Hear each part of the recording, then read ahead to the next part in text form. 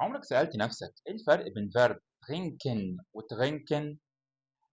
فيرب ترينكن اللي بالآي كلنا عارفين إن هو فيرب يشرب، أي حد دارس ألماني عارفه، موضوع بسيط جدا.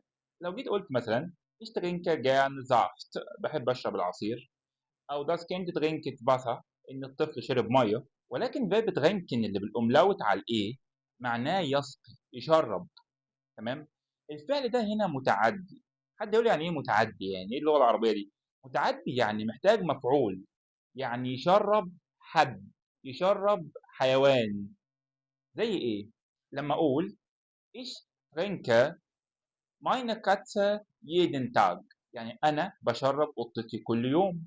او لما اقول مثلا الفلاح بيسقي البقره، der Bauer فلاح، trinket die Kuh، يسقي البقره. ومن حيث التصريف هيكون الفرق بالطريقة دي.